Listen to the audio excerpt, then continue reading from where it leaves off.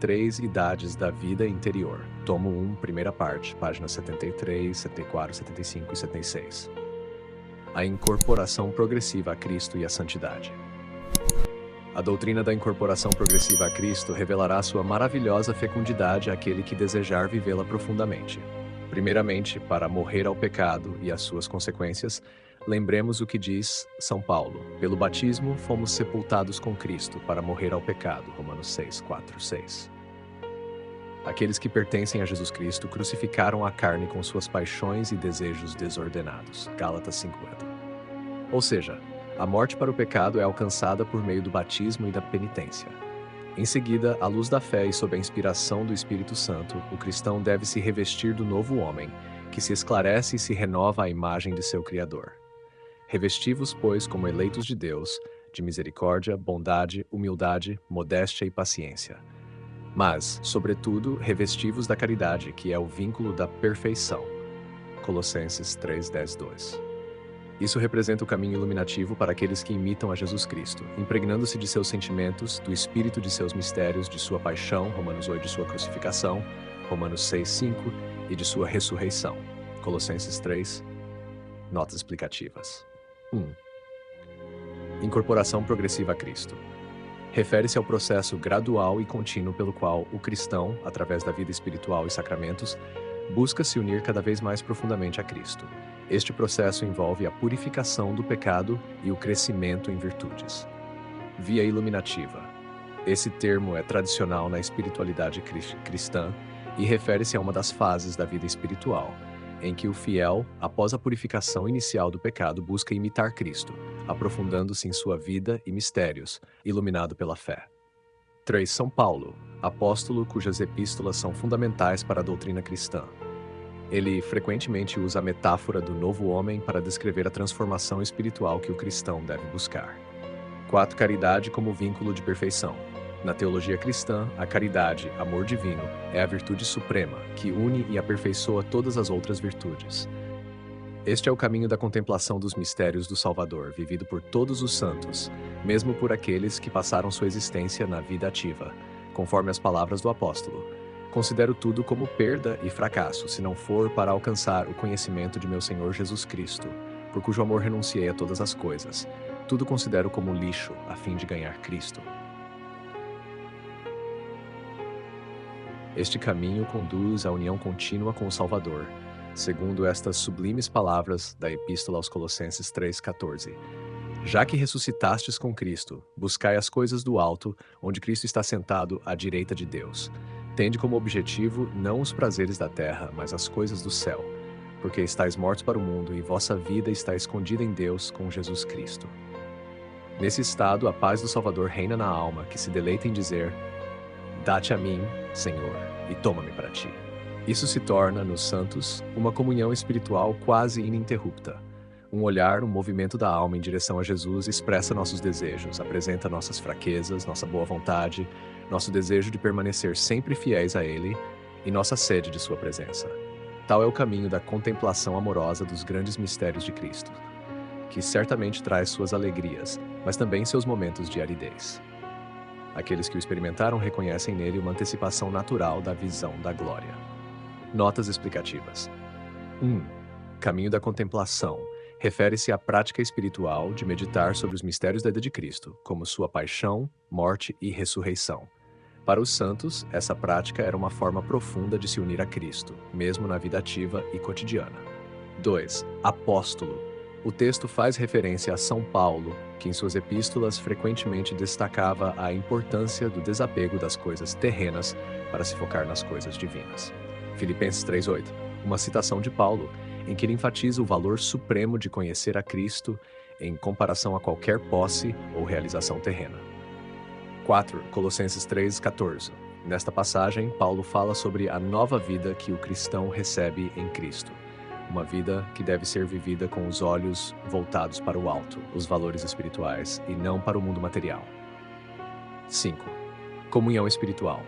Trata-se de uma profunda relação espiritual com Cristo, que se manifesta de maneira íntima e contínua, mesmo sem a necessidade de palavras, mas sim através de sentimentos, intenções e desejos do coração. Muitos se iludem ao pretender alcançar a união com Deus sem recorrer constantemente a nosso Senhor. Sem esse recurso, só chegarão a um conhecimento abstrato de Deus e de forma alguma alcançarão aquela ciência deliciosa chamada sabedoria, viva, quase experimental. Uma ciência ao mesmo tempo elevada e prática, que permite ver Deus e sua providência em cada acontecimento. Os quietistas caíram nesse erro, ao supor que a santa humanidade do Salvador era útil apenas no início da vida espiritual. Santa Teresa particularmente reagiu contra esse extremo, lembrando-nos que não devemos, por iniciativa própria, abandonar na oração a consideração da humanidade do Salvador, que é o caminho que suavemente conduz nossas almas à sua divindade. Meditemos com frequência nas imensas riquezas espirituais da alma santíssima de Jesus, sua inteligência, sua vontade, sua sensibilidade, e compreenderemos com cada vez mais clareza o sentido de suas palavras. Eu sou o caminho, a verdade e a vida. Ele é o caminho em sua humildade, e como Deus é a própria verdade e a vida por essência. Notas explicativas. 1. Quietistas. O quietismo foi uma corrente mística que defendia a passividade total da alma para alcançar a união com Deus, rejeitando a necessidade de práticas religiosas ativas, como a consideração dos mistérios da humanidade de Cristo. Foi condenado como heresia pela Igreja Católica no século XVIII. 2. Santa Teresa de Ávila, uma mística e doutora da Igreja Católica, conhecida por suas obras sobre a oração e a vida espiritual. Ela defendia que a humanidade de Cristo é essencial em todas as fases da vida espiritual, não apenas no início, pois nos conecta à sua divindade de maneira acessível e prática. 3. Eu sou o caminho, a verdade e a vida. Citação de Jesus no Evangelho de João 14,6, onde ele se identifica como o único caminho para Deus, a verdade que liberta e a vida eterna. 4. Ciência viva e prática. Refere-se ao tipo de conhecimento espiritual que não é apenas teórico, mas uma sabedoria vivida, que transforma a visão do fiel sobre o mundo, vendo a mão de Deus em todos os acontecimentos da vida. A influência de Maria Mediadora. Ao nos ocuparmos dos fundamentos da vida interior, não é possível tratar da ação de Jesus Cristo, mediador universal sobre seu corpo místico, sem também mencionar a influência de Maria como mediadora. Dissemos anteriormente que há muitos iludidos que pretendem alcançar a união com Deus sem recorrer constantemente a Nosso Senhor, que é o caminho, a verdade e a vida. Outro erro seria tentar chegar a Nosso Senhor sem passar por Maria, a quem a Igreja, em uma festa especial, chama de mediadora de todas as graças. Os protestantes caíram nesse erro. Sem chegar a esse desvio, há católicos que não compreendem a necessidade de recorrer a Maria para alcançar a intimidade com o Salvador.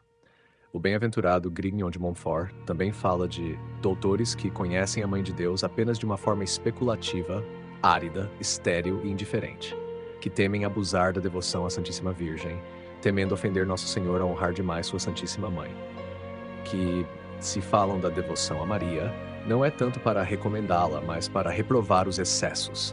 Dão a impressão de acreditar que Maria é um obstáculo para alcançar a união com Deus. Notas explicativas. 1.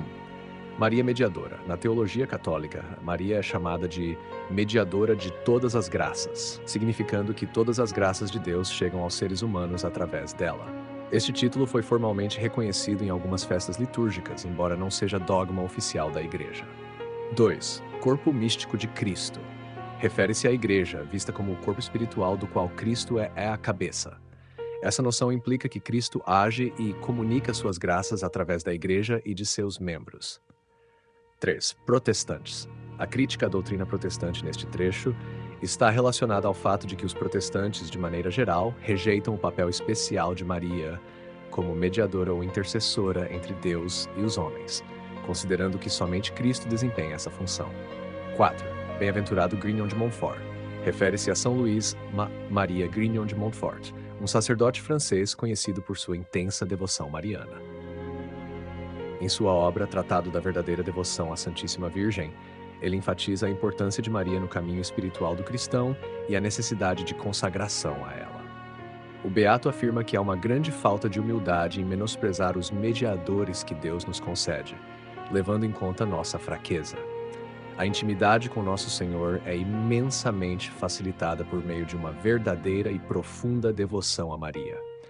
Para termos uma ideia exata dessa devoção, examinaremos o que se entende por mediação universal e como Maria é a mediadora de todas as graças, conforme afirmado pela tradição, pelo ofício e pela Missa de Maria Mediadora, celebrada no dia 31 de maio. Muito tem sido escrito sobre esse tema nos últimos tempos. Consideraremos essa doutrina em relação à vida interior. Notas explicativas. 1. Beato. O título Beato refere-se a uma pessoa que foi beatificada pela Igreja Católica, o que significa que foi declarada bem-aventurada e está em um estágio avançado no processo de canonização. 2. Mediadores que Deus nos concede. Refere-se à crença católica de que Deus utiliza intercessores, como os santos e especialmente Maria, para ajudar os fiéis em sua jornada espiritual e aproximá-los de Cristo.